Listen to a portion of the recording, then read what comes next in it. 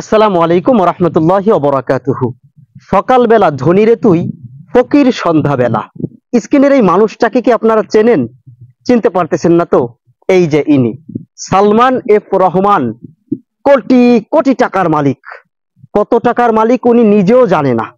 গাড়ি বাড়ি কি নেই উনার, অথচ দেখেন মাত্র 150 টাকার একটা লুঙ্গি আর 80 টাকার একটা গেঞ্জি পরে দাড়ি চেছে ছদ্মবেশে সদরঘাট দিয়ে পালানোর চেষ্টা করেছিল।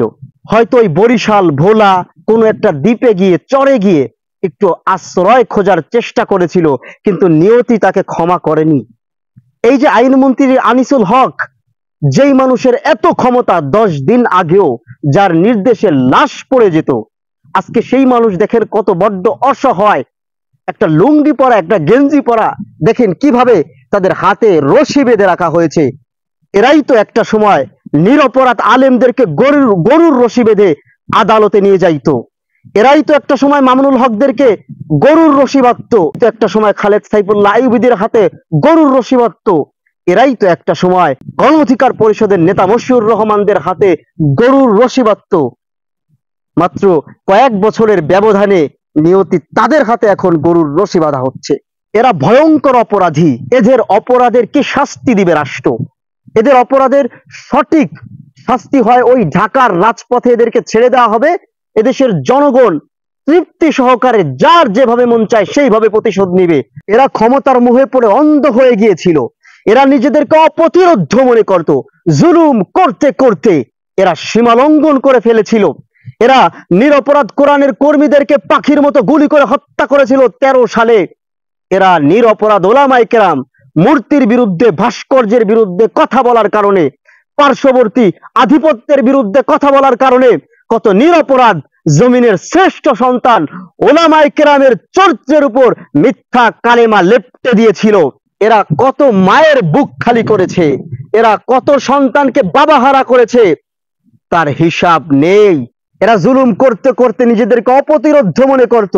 এরা মনে করত আমাদের বোধ হয় কিছু হবে না, আমাদের এই ক্ষমতা বোধ হয় কোনোদিন শেষ হবে না, কেউ আমাদের কিছু করতে পারবে না। কিন্তু আল্লাহর পরিকল্পনা সম্পর্কে এদের কোনো ধারণাই নাই। নিশ্চয়ই নিশ্চয়ই রব উত্তম পরিকল্পনাকারী, না হলে কে জানতো? আর 7 জানুয়ারি তো যেভাবেই হোক এরা নির্বাচন করেই নিয়েছিল, কিন্তু কে জানতো 7 থেকে 8 মাসের মাথায় এদেশের শিক্ষার্থীরা কোটা সংস্কার আন্দোলনের নাম দিয়ে রাজপথে নামবে, আর শেখ হাসিনার মুখ দিয়ে এই কথা বের হবে, শেখ হাসিনা ওদেরকে রাজাকার ডাকবে। এটা তো আল্লাহরই পরিকল্পনা। আল্লাহই তো এই ফ্যাসিস্টের মুখ দিয়ে শব্দ বের করে দিয়েছে।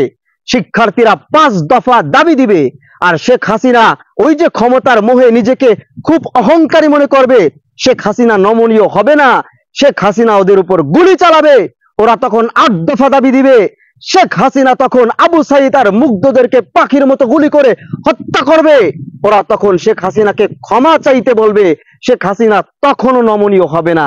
শেখ হাসিনা ইন্টারনেট বন্ধ করে দিবে, সারা দেশের যোগাযোগ মাধ্যমগুলো বন্ধ করে দিয়ে গণভবনে গণকবর দিবে, হাজার হাজার শিক্ষার্থীদেরকে রক্তাক্ত করবে, খুন করবে।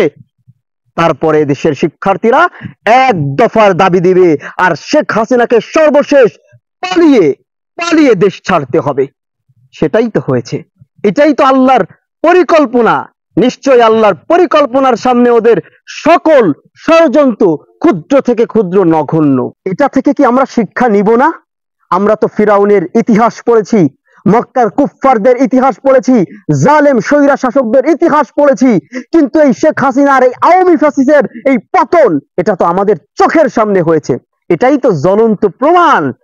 কাজেই ভবিষ্যতে যারা এদেশের রাষ্ট্র ক্ষমতায় আসবেন, খুব সাবধান, খুব সাবধান। এগুলো থেকে শিক্ষা নিয়েন। জুলুম, অত্যাচার, অনিয়ম, অসঙ্গতি, মানুষের উপর শোষণ চালানো, নির্যাতন করা, শ্রেষ্ঠ মানুষগুলোর চরিত্রের উপরে মিথ্যা কলঙ্ক দেওয়া, এগুলো থেকে বিরত থাকবেন। যদি না থাকেন, ইতিহাস আপনাদেরও কিন্তু এই জায়গায় পৌঁছে দিবে। এদের দেখে শিক্ষা নেন।